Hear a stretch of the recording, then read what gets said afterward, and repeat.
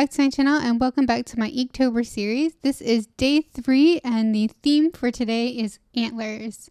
So I was really looking forward to doing this one. I was a little unsure about adding this one to the list because it's kind of specific, but I also really love when other artists draw girls with like antlers. I just think it always looks so ethereal and beautiful. So I really wanted to do something along those lines in this series as well. There's not much story behind this one. The pose was just kind of popped in my head and I thought I'd give it a try and it turned out really well.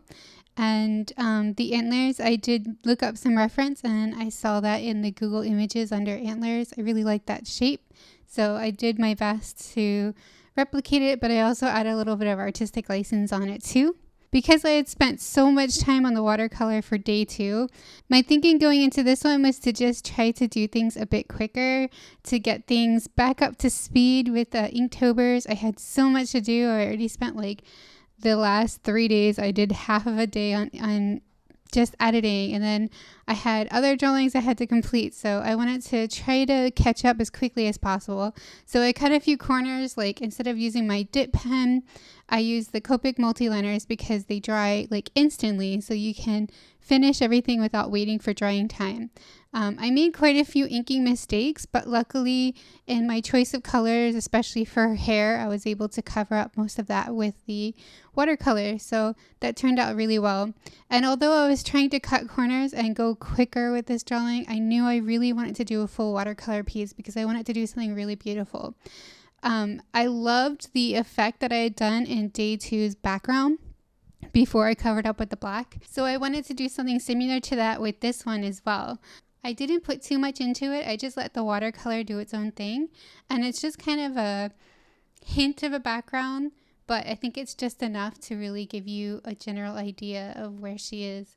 And I think it really gives a really nice feel. Overall, I was really happy with this piece, but while I was coloring this one especially, I kept looking on like Twitter and Instagram and seeing other people's Inktobers and feeling really inadequate, like super inadequate.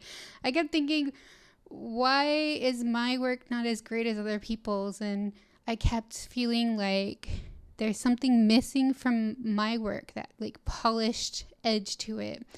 But when I look back at my drawing after thinking all that stuff while looking online, I realized I really love my art and I love how this turned out. So even if it's not as polished or amazing as other people's artwork, I'm still alright. I'm still happy with what I'm doing. So yeah, just a little epiphany I had. And hopefully if anyone else ever feels that way, try to remind yourself why you're doing art. Like, I'm doing it just because I enjoy it. I really love the process of creating art. So yeah, don't worry too much about what everybody else is doing. As long as you are happy with your own art, that's all that matters, right? So yeah, I hope you guys like this drawing as much as I did. And if you do, definitely let me know by leaving me a comment down below and giving this video a thumbs up. And if you'd like to see this drawing up close, then check out my DeviantArt where I'll be posting a scan. And check out my Redbubble shop where I will be selling prints for a limited time as well. All of the links are in the description below. And if you haven't already, please do subscribe to my channel. Right now for Inktober, I'm posting videos as frequently as possible, but usually I post art videos every week. So yeah, thank you guys so much for watching and I will see you soon. Bye.